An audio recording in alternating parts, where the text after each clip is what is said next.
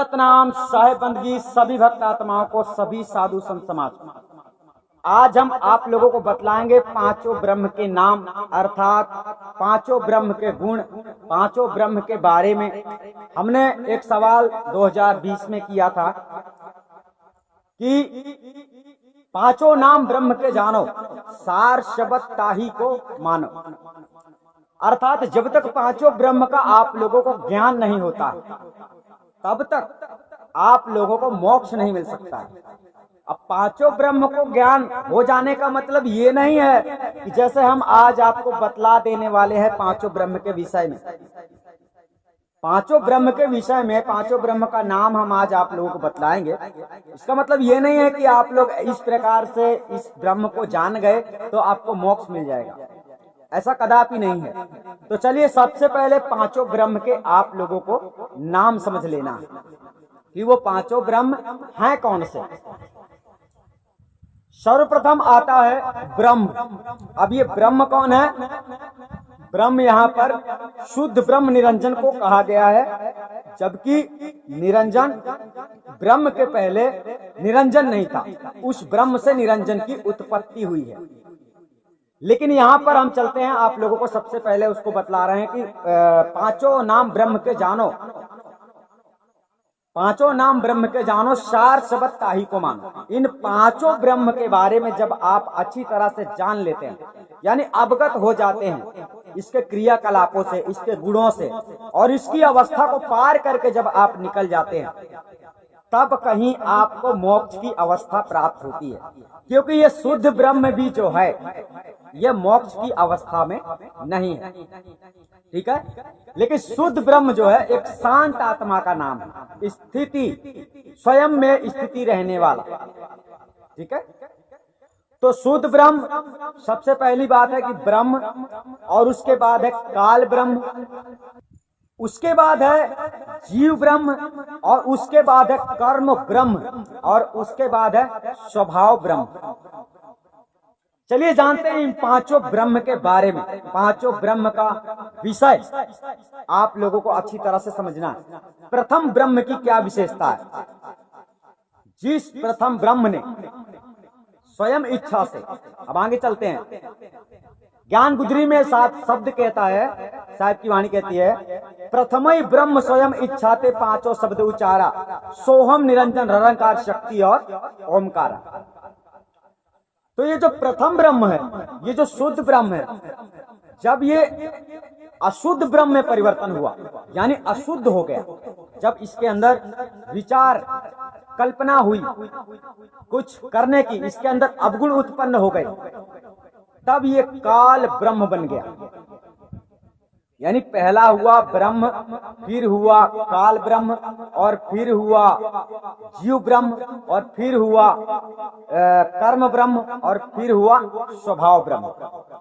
तो अब यहाँ पर आपको पांचों को अच्छी तरह से जान लेना है, पांचों को आप लोगों को अच्छी तरह से समझ लेना है कि पांचों ब्रह्म की विशेषता क्या है। और पांचों ब्रह्म की विशेषता का जब तक आप लोगों को ज्ञात नहीं होता है, तब तक आप लोग मोक्ष की अवस्था में नहीं जा सकते। तो चलिए इस बात को आज हम प्रूव करते हैं। पांचों नाम ब्रह्म के जानो, सार शब्द ताही को मानो। आप लोगों को चार ब्रह्म का अवगत हमारे इन बातों से होगा, लेकिन इस चार ब्रह्म की अवस्था तक आप नहीं जा सकते हो। अवस्था तक मनुष्य तभी जाता है जब वो कर्म करता है। इसी प्रकार से ये जो ब्रह्म है, ये कर्म करते करते ही अपनी अवस्था से नीचे गिर गया। जो शुद्ध ब्रह्म कहा जाता है, जिसे ब्रह्म हम कह रहे हैं, ये खुद ही कर्म करके ही ऐसा कर्म उसने किया है कि वो धीरे धीरे से नीचे आ गया है, उसकी अवस्था नीचे आ गई है। और उसी अवस्था के कारण उसका नाम ब्रह्म से काल ब्रह्म पड़ गया, और काल ब्रह्म से जीव ब्रह्म पड़ गया, और जीव ब्रह्म से कर्म ब्रह्म पड़ गया, और कर्म ब्रह्म से स्वभाव ब्रह्म पड़ गया। ऐसा क्यों हुआ? कर्म से, ऐसा उसने कर्म किया। तो चलिए जानते हैं, आप लोगों को समझना होगा कि ऐसा उसने कौन सा कर्म कर दिया।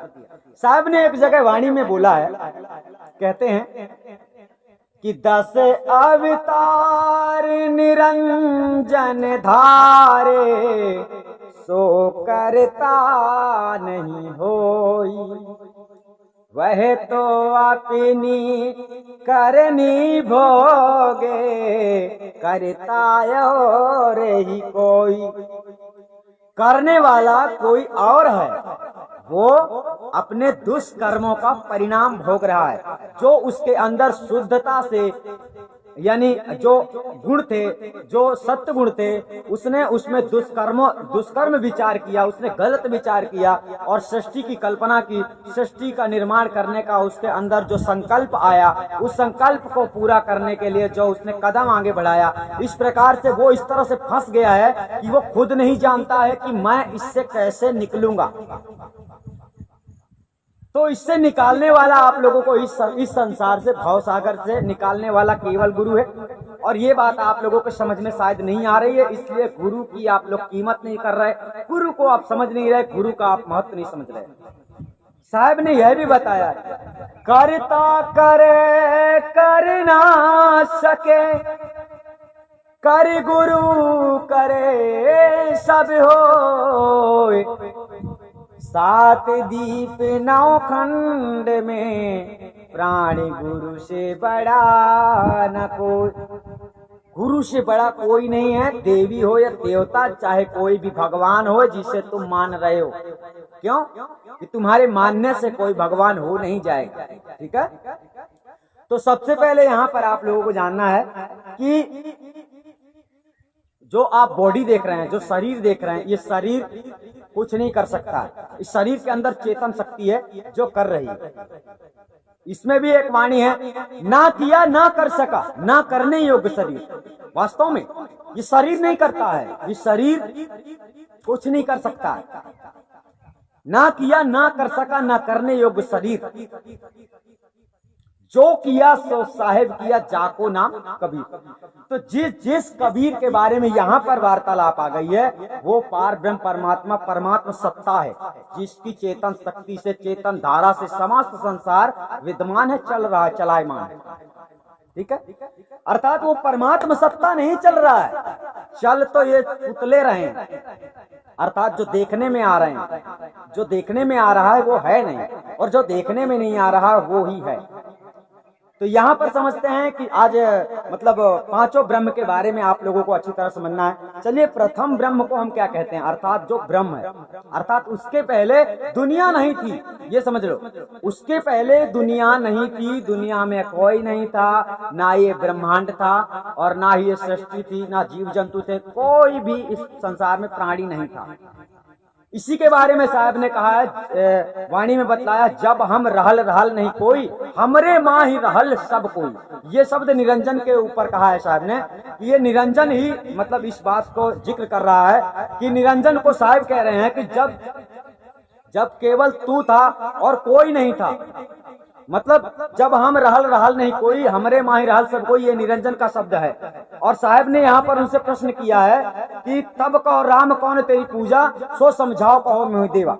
इसका मतलब ये हुआ कि सदगुरु कबीर साहब ब्रह्म निरंजन से सवाल कर रहे हैं कि उस समय तुझे जानने वाला कौन था, अर्थात उस समय ब्रह्म निरंजन को जानने वाला संसार में कोई भी नहीं था। अगर कोई था तो वो परमात्मा था, पार ब्रह्म परमात्मा था। तो पार ब्रह्म परमात्मा को ब्रह्म निरंजन से क्या ताल्लुकात है? ब्रह्म निरंजन ने जो अपना काम आगे बढ़ाया, वहीं से वो नीचे गिर गया और वो खुद फंस गया और जीवों को भी फंसा दिया। तो चलिए, ब्रह्म के बारे में पहले से अच्छी तरह से जान लो कि ब्रह्म कौन होता है। अखंड अविनाशी चेतन हंस आत्मा को ब्रह्म कहते हैं। अखंड अविनाशी चेतन हंस आत्मा को ब्रह्म कहते हैं, जो सृष्टि के पूर्व में था, सृष्टि नहीं थी, जिसने सृष्टि को उत्पन्न किया है। ठीक है, अविनाशी। अब वही बात हम आपको कह रहे हैं, वही बात हम आपको बतलाना चाहते हैं कि अविनाशी कौन है। अविनाशी चेतन आत्मा है, अविनाशी महाचेतन सत्पुरुष परमात्मा है। अब अविनाशी चेतन आत्मा भी है, परंतु ये अपने लक्ष्य से गिर गई है, अपने सिद्धांतों से मतलब मुकर गई है, अपने सिद्धांतों को त्याग दिया है, अपने गुणों को त्याग दिया है और अब गुणों को धारण कर लिया है। इसलिए चेतन आत्मा अपनी चेतन स्थिति पे नहीं जा पा रही है। जाने का कोई ऐसा रास्ता नहीं है कि इस दरवाजे से निकलना है, उस दरवाजे से निकलना है। इतने नीचे कर्तव्य किया है, उतने नीचे ही जाता जा रहा है। यानी देखो, एक सीढ़ी से दूसरी सीढ़ी में आया, ब्रह्म से शुद्ध ब्रह्म से अशुद्ध ब्रह्म बन गया। जब वो काल ब्रह्म निरंजन बन गया तब वो अशुद्ध बन गया। जब जीव ब्रह्म निरंजन बन गया तब वो और अशुद्ध हो गया और छोटा हो गया। और जब कर्म में लग गया तो कर्म ब्रह्म निरंजन बन गया। और फिर जब स्वभाव यानी स्वभाव में आ गया, जब इसके अंदर स्वभाव उत्पन्न होने लगे, स्वभाव बताएंगे हम आप लोगों को इनकी पूरी व्याख्या। तो ब्रह्म को हमने आपको बताया कि अखंड अविनाशी चेतन आत्मा हंस को ब्रह्म कहते हैं। अब यहां आपको जानना है कि काल ब्रह्म किसे कहते हैं। जी हाँ, जो अवगुणों का करता है, अवगुणों का करता है मतलब जहां से उसके अंदर अवगुण प्रकट हो गए। अवगुण प्रकट क्या हो गए ये भी आपको हम बतलाएंगे। अवगुण उसके अंदर प्रकट वहां से हो गए जहां पर वेदों में कहा जाता है अहम ब्रह्मास्मि, मैं ही ब्रह्म हूं। बहुश्याम इति, ये शब्द इस प्रकार से है कि मैं बहुत प्रकार से सृष्टि का सृजन करूं। ये बहुश्याम इति अहम ब्रह्मास्मि शब्द का अर्थ है। तो जब ये काल ब्रह्म जब ये बन गया, जब कब बना ये काल ब्रह्म, जब इसके अंदर अवगुण उत्पन्न हुए, यानी गलत कार्य करने की इच्छा उत्पन्न हो गई, जो इसके पहले कभी हुआ नहीं, कभी हुआ ही नहीं था, सृष्टि ही नहीं थी, जगत प्रपंच कुछ भी नहीं था। और इसके अंदर ये विकार उत्पन्न हो गए कि ऐसा मैं करना चाहता हूँ। क्योंकि जब ये उत्पन्न करेगा तो कुछ ना कुछ उत्पन्न करेगा और उसका विनाश भी होगा। तो वहीं से जहाँ काल है, जहाँ जीवन है वहीं काल है, ठीक है। जहाँ पर जन्म होता है वहीं मृत्यु होता है। और वो जो है वो अजन्मा है, ठीक है। यानी निरंजन के ऊपर जो शुद्ध ब्रह्म की बात कहाँ कही गई है वो अजन्मा है, क्योंकि अभी आपको बतलाया गया कि ब्रह्म जो है अखंड अविनाशी चेतन हंस आत्मा को ब्रह्म कहते हैं। और उसके बाद आपको बतलाया गया है काल ब्रह्म जो अवगुणों का करता है, जिसने अवगुण को उत्पन्न कर दिया। इस संसार में अवगुण को उत्पन्न करने की जब उसके अंदर कल्पना आई तब वह काल ब्रह्म माना गया। यानी सबसे पहले कौन तैयार हुआ? काल। यानी वही उसी ब्रह्म ने अपने दूसरे रूप में आया जब उसका रूप हुआ काल, ठीक है। जब वो काल बन गया, यानी जब वो सृष्टि को उत्पन्न करने की और नाश करने की, ऐसी कुछ विनाशशील वस्तुएं उत्पन्न करने की कल्पना उसके अंदर आई, तभी वह काल ब्रह्म बन गया। और काल ब्रह्म से वह जीव ब्रह्म कब बना? ठीक है, पहले तो हमने आपको बताया शुद्ध ब्रह्म अर्थात ब्रह्म, ठीक है, जो चेतन हंस आत्मा के बारे में हमने आपको बताया, अखंड अविनाशी चेतन आत्मा। और दूसरा हुआ काल ब्रह्म अर्थात जो अवगुणों का करता है। और तीसरा जो होता है यहाँ पर जीव ब्रह्म। तो जीव ब्रह्म कौन है? जब इसने जीवों की उत्पत्ति की, अब उसमें से जीव कौन है ये समझ लो।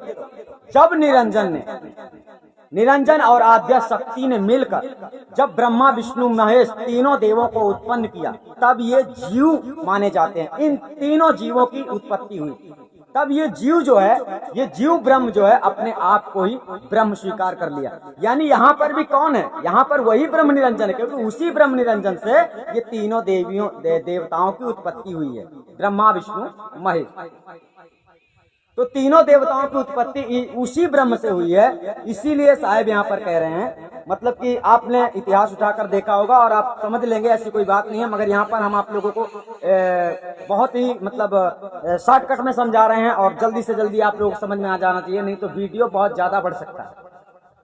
तो जब ये जीव के आकार में आया, आज के डेट में जितने योगी महापुरुष भक्ति करते हैं वो यही समझते हैं कि हम ही ब्रह्म हैं, अर्थात आत्मा को ही परमात्मा मानने वाले इस संसार में जितने ज्ञानी हैं वो जीव ब्रह्म की पदवी में आते हैं। और वो जीव ब्रह्म की पहुंच कहाँ तक है?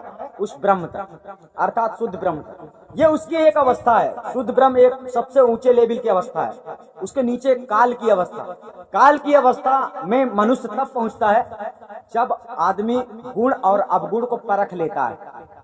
यानी अपने अंदर के गुणों को, अवगुणों को परख लेता है, अवगुणों को त्याग देता है और गुणों को धारण कर लेता है, तब वो चल के ब्रह्म की लेवल में पहुंचता है।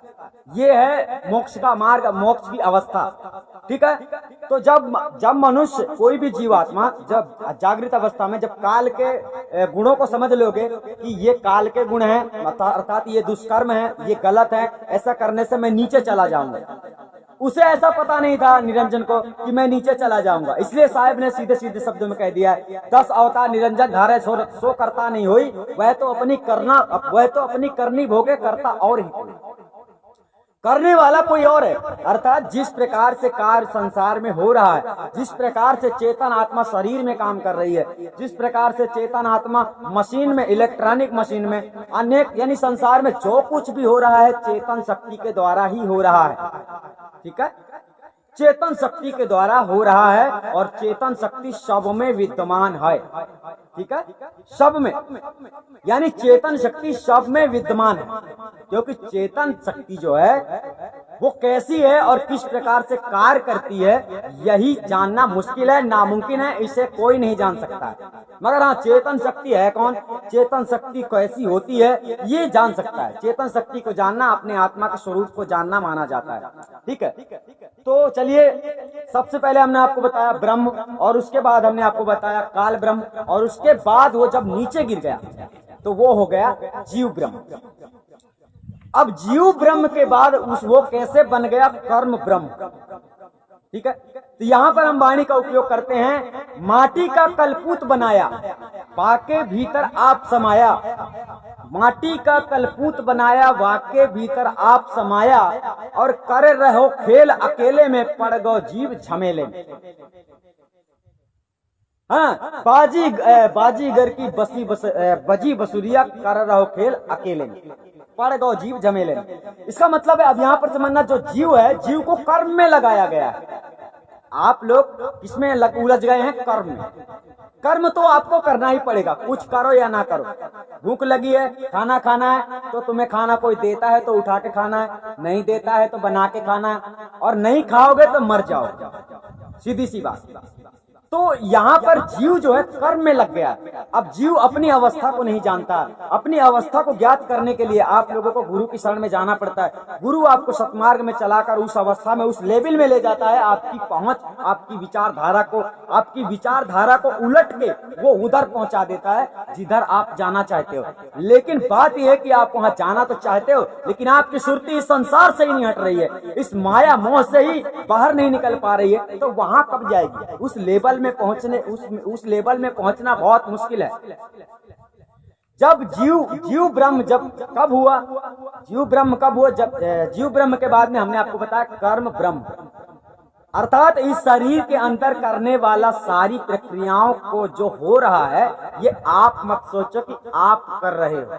आपकी केवल चित्त यहाँ पर अटकी हुई है। आपकी चित्त यानी सूरज की चेतन धारा जो शरीर में बह रही है, जो शरीर, जिसके वजह शरीर चल रहा है, उसका केवल चित्त यहाँ पर लटका हुआ है, यहाँ ठहरा हुआ है। मतलब यहाँ से आपने, यहाँ का नाता आपने जोड़ लिया है। ये जमीन मेरी है, जायदाद मेरा है, धन दौलत मेरा है, और लड़के बच्चे मेरे हैं, बीवी मेरा है, ये हिंदू मेरे हैं, मुस्लिम मेरे हैं, इस्लाम मेरे हैं, मतलब ये सब मेरे हैं। फलाने ने ऐसा करके गया, फलाने ने ऐसा करके गया, वो उसने बहुत अच्छा किया। आप अच्छे बुरे, हानि लाभ, जीवन मृत्यु के चक्रव्यूह में फंस गए हो।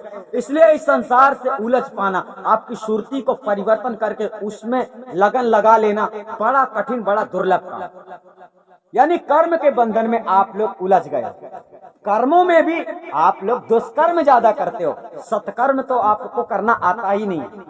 तो सत्कर्म का रास्ता तो सदगुरु कबीर साहब ने दिया है। तो देखो, सत्कर्म, जहां पर कर्म ब्रह्म की बात आती है, तो कर्म में जीव उलझ गया पूरी तरह से। भक्ति करेगा तो भी उसको कर्म करना है, भक्ति नहीं करेगा तो भी उसको कर्म करना है। जो लोग डायरेक्टर लोग हैं, जो लोग फिल्म बनाते हैं और जो लोग इस संसार में संविधान चलाते हैं भारत का, जो लोग पुलिस की ड्यूटी करते हैं और जो लोग आर्मी की ड्यूटी करते हैं, जो लोग भारत में रहते हैं, जो लोग पाकिस्तान में रहते हैं, जो लोग अमेरिका में रहते हैं, जो लोग कनाडा में रहते हैं, जो लोग कतर में रहते हैं, ये सभी लोग कर्म में लगे हुए हैं। कर्म से कोई नहीं छूटा। ये कर्म ब्रह्म उसके साथ में, अर्थात काल आपके साथ में ही है, परमात्मा भी आपके साथ में ही है और सब कुछ आपके पास है। सब कुछ आपके पास है, सब कुछ आपको ही करना है, परंतु आप जब करोगे नहीं तो आपको मिलेगा नहीं। ये आपको समझना है। तो इस संसार में सबसे बड़ा कौन है? गुरु। तो आपको गुरु के पास जाना चाहिए और आपको ऐसा गुरु नहीं मिलता। आप अपने चेलों के पास चले जाते हो, अर्थात जो मूर्ख है उसे तुम अपना गुरु बना लेते हो, उसे तुम अपना मार्गदर्शक बना लेते हो, जो आपको उस लेवल तक नहीं ले जा सकता। उस लेवल तक जाने का कोई ऐसा सीढ़ी नहीं बना है कि उसमें चढ़ के चले जाना है। कोई ध्यान की बात नहीं है कि हम याद कर लेंगे, कुछ ऐसा भूल गए हैं, ऐसा नहीं। अपनी अवस्था को आप लोग भूल गए हैं। इसीलिए उस अवस्था में जाने के लिए ब्रह्म पहले तो शुद्ध बनना पड़ेगा। सबसे सीधी बात, शुद्ध। और शुद्धता में ही प्रेम होता है। इसीलिए साहब ने कहा, पोथी पढ़ पढ़ जगमुआ पंडित भयानक हो। समस्त संसार के समस्त ग्रंथों को पढ़ोगे ना, जब ग्रंथ ही शुद्ध नहीं है, ग्रंथों के आचार विचार ही शुद्ध नहीं है, तो तुम्हारे अंदर उसका ज्ञान जब जाएगा तो वो कैसे शुद्ध रहेगा? वो भी अशुद्ध ही रहेगा। इसलिए कर्म ब्रह्म आपके साथ है और वो रहेगा जब तक शरीर है, तब तक रहेगा। ठीक है। तो कर्म करने वाला इसी के अंदर बैठकर कर्म करता है, परंतु करता कौन है? मन। इसी शरीर के अंदर मन को राजा बना दिया गया है। मन जो निर्णय कर देगा, बुद्धि उस पर सोच विचार करके अपना ऑप्शन चुनेगा कि मुझे इस प्रकार से ये कार्य करना है। यानी राजा बोल देता है कि ऐसा काम करना, मंत्री सोचता है कैसे करना, करना तो है लेकिन कैसे करना, वो भात भात से उसे करता है। इसी प्रकार से संसार में लोग सोचते हैं भक्ति करना, कैसे करना, किसकी करना, ये आप लोग निर्णय करते हो, स्वयं निर्णय करते हो किसकी भक्ति करना। तो आप ही निर्णय करोगे कि मुझे मोक्ष प्राप्त करना है या नहीं करना है। जब मोक्ष प्राप्त करना है तो जैसा मोक्ष का मार्ग है उस मार्ग में आपको चलना है। जैसा है वैसा ही चलना पड़ेगा। इसमें ऐसी कोई बात नहीं है कि तुम्हारे बाप का राज चल रहा है कि तुम जैसा चाहो वैसा तुम चलोगे। तो जैसा तुम चाहते हो वैसा चलोगे। तुम्हारे सोचने विचारने से कुछ होता नहीं है, होता सब कुछ करने से है। अच्छा करते हो तो अच्छा होता है, बुरा करते हो तो बुरा होता है। ठीक है। यानी आप लोगों को समझना। अब यहाँ पर चलते हैं। हमने आपको बताया जीव ब्रह्म के बाद में कर्म ब्रह्म। कर्म में समस्त संसार फंसा है। ठीक है। और जीव ब्रह्म कौन है? यानी ये धरती, ऐसा मत सोचना कि इस धरती में जीव नहीं, इन धरती में जीव नहीं। इसी धरती की मिट्टी का लोग मूर्ति बनाते हैं, पूजा करते हैं और उसी से लाभ उठाते हैं। इसी धरती में, यानी सब में। यानी ऐसा नहीं है कि संसार में सब लोग ऐसे ही पूजा पाठ कर रहे हैं। कोई पेड़ों की पूजा कर रहा है, कोई पत्थर की पूजा कर रहा है। यानी ऐसा नहीं है कि कुछ लाभ नहीं होता, कुछ लाभ होता है इसलिए करते हैं, परंतु मोक्ष नहीं मिलता। ये आपको समझना। मोक्ष की जब बात आती है, जब ये मोक्ष का मार्ग है, और मोक्ष के लिए आप लोगों को पढ़ना लिखना नहीं है, अगरबत्ती नहीं जलाना है, दीपा नहीं बारना है और ध्यान नहीं लगाना खपड़िया में कि मतलब आप ध्यान लगाओगे तो उसको याद कर लोगे। ये याद करने वाली अवस्था नहीं है। अवस्था आपके पास तभी प्राप्त होती है, आप उस अवस्था में जाइए पहले। शुद्ध ब्रह्म किसे कहा जाता है? जो ब्रह्म होता है, एक बाप होता है। आपको बाप बनना है सबसे पहले। तो जब आप बाप बनोगे तो आप क्या सोचोगे? आप सबका भला सोचोगे, आप सबका भला सोचोगे। साहब ने क्या बोला? अपने स्वार्थ सब कोई जागे, पर स्वार्थ नहीं कोई। पर स्वार्थ वह सोई जागे जो वह घर का हो। आप उस घर के लायक पहले बनो। आपने ऐसा कौन सा कर्म किया है कि पर स्वार्थ आपने कर दिया? आप तो अभी स्वार्थ भी नहीं कर पाए, मतलब अपने ही जीवन का कल्याण नहीं कर पाए। अपने ही जीव का कल्याण करने के लिए अभी तुम भागते फिरते हो। आदि अनादि मुक्ति पद में बहुत सारे लोग आधार कार्ड डाल देते हैं, बाद में नियम सुनते हैं तो उनकी बुद्धि भ्रष्ट हो जाती है और निकल लेते हैं, यानी पतली गली से। जरूरी नहीं लगता। तो जब तुम्हें जरूरी नहीं है तो हमें कौन सा जरूरी है? हमें तो जो वास्तविक है वो हमें बतलाना ही पड़ेगा। हम किसी को भ्रमित नहीं करना चाहते हैं, क्योंकि देखो साहब ने वैसे भी कहा है कि ये मार्ग बिरले के लिए है और भक्ति कोई बिरला करता है। ऐसा नहीं कि किसी ने लाख शिष्य बना लिया, वो मोक्ष के दरवाजे पे बैठा है सबको निकाल रहा है, ऐसा हो ही नहीं सकता। बिरला। पूरे अमेरिका में 4 हो जाएं 10 हो जाएं तो हम बहुत मानते हैं, पूरे अरबिया में, सऊदी अरबिया में 10-12 हो जाएं इस वर्तमान में तो हम बहुत मानते हैं। पूरे हिंदुस्तान में 100-150 हो जाए तो बहुत मानते हैं। हिंदुस्तान में हमने 100-150 इसलिए गिनती कर दिया है क्योंकि हिंदुस्तान में सबसे ज्यादा कबीर पंथ में कबीर साहब को चाहने वाले हैं, इसलिए हमने हिंदुस्तान में 100-150 की गिनती लगा दी। यानी इस समस्त देशों में अगर 2-2 आदमी भी हों तो हम बहुत मानते हैं भक्ति करने वाले, परमात्मा में जिनकी लगन लगी है, जो इस संसार से छूटना चाहते हैं और उसके लिए वो कुछ भी कर्तव्य कर सकते हैं। तो सबसे नीचे आता है सबसे लास्ट नाम, 5वें ब्रह्म का नाम यहाँ पर आपको बतलाया जा रहा है, जो उसकी व्याख्या आपको समझाई जा रही है कि कर्म ब्रह्म के बाद में आता है स्वभाव ब्रह्म। अब स्वभाव ब्रह्म का गुण क्या है, अच्छे समझना। स्वभाव ब्रह्म का कर्म क्या है, उसका गुण क्या है। तो स्वभाव ब्रह्म जो है इस शरीर में रहता है, वही ब्रह्म स्वभाव ब्रह्म रूप में रहता है जो तुम्हारे अंदर बैठकर खट्टे मीठे स्वाद का भेद जानता है, परिचय करता है।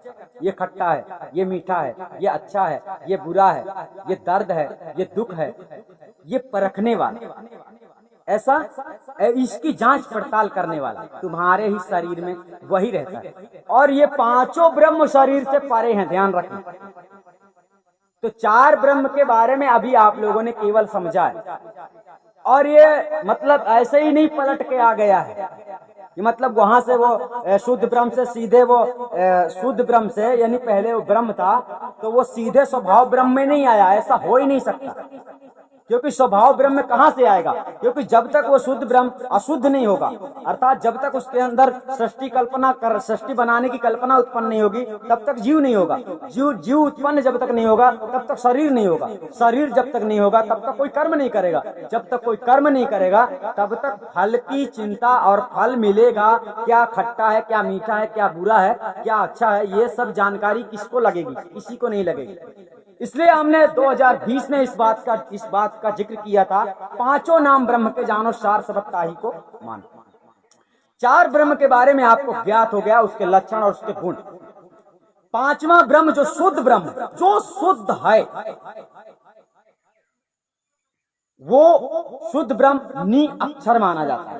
ध्यान रहे, नी अक्षर जो आप लोग रामायणी में पढ़ोगे, हम जब भी बीजक में डालेंगे, बीजक को डालेंगे, रामायणी नंबर 1, अंतर्ज्योत शब्द एक नारी, अंतर्ज्योत शब्द एक नारी, हरि ब्रह्मा ताके त्रिपुरारी। ये वाणी जब आपके सामने आएगी तो आपको इस बात का भेद मिल जाए, ठीक है। तो यानी कि आप लोग जब शुद्ध हो जाओगे, और शुद्ध के बाद आप लोगों को विशुद्ध होना है।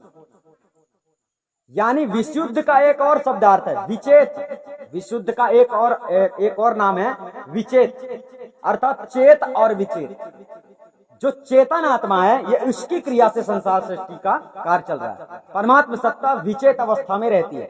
विचेत अवस्था यानी विचेत, बिल्कुल अचेत, उसका कोई कार्य नहीं, वो सब कुछ कर सकता है लेकिन उसे कुछ भी नहीं करना है, वो कर्म बंधन में नहीं आता है। और जो ये शरीर है, जो जीव है, अज्ञानी प्राणी है, अज्ञानी जीवात्मा है इस शरीर के अंदर, वो कर्म में फंस गया है और इसे कर्म करने में ही मजा आता है।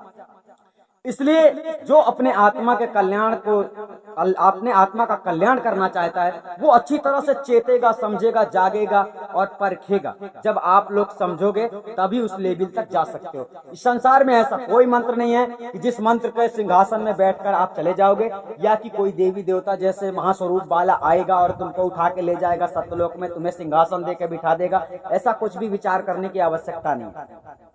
जिस प्रकार परमात्मा सत्ता अपने आप में रहती है, उसी प्रकार आपको अपने आप में रहना है। परंतु अपने आप में तुम कब रहोगे? जब ये शरीर छूटेगा और अपने आप की अवस्था को जब आप जीते जी प्राप्त कर लोगे, अर्थात जीते जी जब तुम्हें ऐसा लगने लगेगा कि ये संसार कुछ नहीं है और मैं भी कुछ नहीं हूँ। तो कौन है जो कुछ है? जब तुम आप जानोगे उस सत्य को कि ये है सत्य, तो उसमें ही आप अपनी लगन लगा के रखोगे। आपको पता रहेगा कि मरने के बाद मुझे यहाँ जाना, मरने के बाद मेरी अवस्था ये है, यहाँ मुझे ठहरना है। सीधी सी बात, वेरी सिंपल। जब आपकी लगन यहाँ से हटकर, सूरत यहाँ से हटकर, इस संसार से हटकर, इस संसार के मोह माया झमेला पाखंड से हटकर जब उस परमात्मा सत्ता में लग जाती है, तो आप समझ लेते हैं पूरी सच्चाई आपको ज्ञात हो जाती है गुरु के द्वारा। गुरु के ज्ञान से जब आपके अंदर वही कला आ जाती है, जिस कला को हम सिखाते हैं, जैसे उसी कला में हम 24 घंटे विद्यमान रहते हैं, तभी हम आप लोगों को सारी बातें ऑनलाइन बोल पा रहे हैं।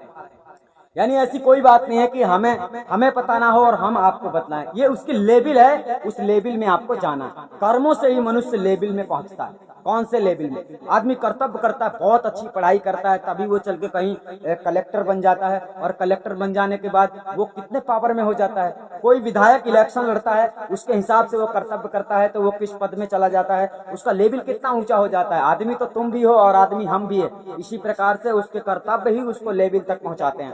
तो आपका कर्तव्य ही आपको मोक्ष की लेवल तक पहुंचा सकता है। ऐसा मत सोच लेना कि बातें करने से या किताबें पढ़ने से, पन्ना पलटने से आप लोग कर्तव्य, बिना कर्तव्य के लेवल, ये कर्तव्य नहीं है। पन्ने पलटना कर्तव्य नहीं है। आप लोगों को गुरु के शरण में जाना है और अपने चित्त रूपी पन्ना पलटना है। जो चित्त आपका संसार में लगा है ना, इसी चित्त को आपको परमात्मा में लगाना। आपकी चित्त परमात्मा में नहीं है, यहाँ लगी हुई है। आप दुकान गए तो भाड़ में गया अक्ति भक्ति, सरासर झूठ बोलना शुरू कर देते हो। ये तो करना ही पड़ेगा तुमको, क्योंकि कोई चारा ही नहीं है, जीना खाना है ना। तो इसी प्रकार लिपटे माया में हो, भक्ति नहीं होता है तो मत करो।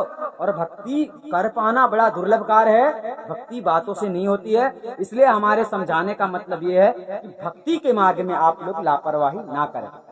और हाँ, दूसरी बात यह है कि कोई भी व्यक्ति इस संसार में है जो भक्ति कर रहा है, चाहे वो इस देश का हो, चाहे अदर कंट्री से हो, वो भक्ति, गुरु भक्ति घर बैठे प्राप्त कर सकता है। और आप लोगों को घर बैठे आत्मज्ञान प्राप्त होगा जो अदर कंट्री के हैं, जो दूसरे कंट्री के हैं, जिसकी अवस्था ऐसी है कि वो इंडिया नहीं आ सकता, और जिसकी अवस्था ऐसी है कि वो आदि अनादि मुक्ति पंथ तक नहीं पहुंच सकता है, उसे भी आत्मज्ञान घर बैठे ही प्राप्त होगा। ये सुविधा आदि अनादि मुक्ति पंथ में उपलब्ध है।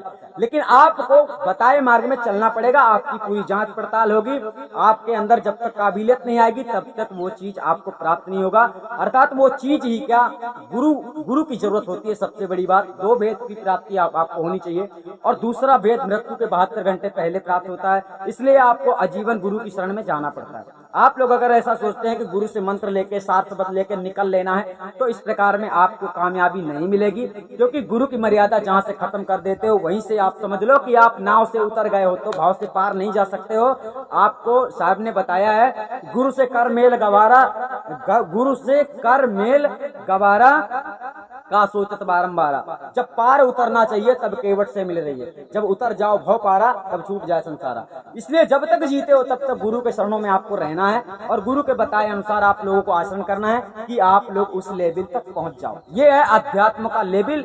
अध्यात्म का लेवल ये नहीं है कि कोई ध्यान लगा के खपड़ी में सपने के समान मन कल्पित चीजों को देख रहा है, मन से कल्पना करता है, ज्योति देख रहा हूँ, फलाना देख रहा हूँ, ढेमका देख रहा हूँ। ये तमाशा है। ये शरीर जब तक है तब तक ध्यान कर रहे हो, शरीर गया तो ध्यान खत्म। ठीक है। ध्यान करने वाले योगियों की दशा है, ध्यान करने वाले योगी ईश्वर निरंजन तक परमानेंटली कर पाते हैं, और ईश्वर निरंजन की स्थिति में जाते हैं, और फिर समय उनके भक्ति के प्रताप का परिणाम पूरा होते ही वो धरती में पुनः भेज दिए जाते हैं। साहिब का सिद्धांत ये है। लेकिन साहिब का जो ज्ञान है, साहिब ने जो बताया अपने बारे में, तो उनकी शिक्षा इस तरह से है कि वो जीव आवागमन से मुक्त हो जाता है। यानी एक परमात्मा ही है जो उस अवस्था में रहता है जो आवागमन से परे। तो आपको परमात्मा की स्थिति प्राप्त करना है। परमात्मा की स्थिति कैसी है, परमात्मा के आचार विचार कैसे, वो चाहे तो ऐसी कई दुनिया खड़ी कर सकता है, वो चाहे तो इस दुनिया को मोक्ष कर सकता है, यानी पूरी दुनिया को नष्ट कर सकता है। लेकिन वो ऐसा कर्म नहीं कर सकता है, वो कर्मों के परे है। इसलिए उसे ये सब करने की आवश्यकता नहीं है। करना आपको है। कर्म से आप गिर गए हैं, आप ही कर्म करते करते सीढ़ी से नीचे उतर गए हैं, और आपको ही कर्म करते करते सीढ़ी से ऊपर जाना है। अब कितना टाइम आपको लग जाता है ये हम नहीं जानते हैं। इसी जन्म में हो जाए तो ज्यादा अच्छा है, नहीं होता है तो तुम्हें दूसरा जन्म लेना पड़ेगा, दूसरा नहीं तो तीसरा, तीसरा नहीं तो चौथा, यानी चाहे आपको 50 जन्म लेने पड़ जाए। जब तक आपकी सीढ़ी पूरी नहीं होती, आप जब तक उस लेवल तक नहीं जाते, तब तक मोक्ष के सपने देखना आप लोग बंद बंद कर दो, अर्थात बातें करने से मोक्ष नहीं हो सकता। सतनाम साहिब बंदगी हम आपको फिर मिलेंगे। आज हमने आपको बताया पांचों नाम ब्रह्म के और पांचों ब्रह्म के बारे में कुछ व्याख्या सहित आपको समझाया। और अधिक जानकारी के लिए आप संपर्क कर सकते हैं सतनाम साहिब बंदगी।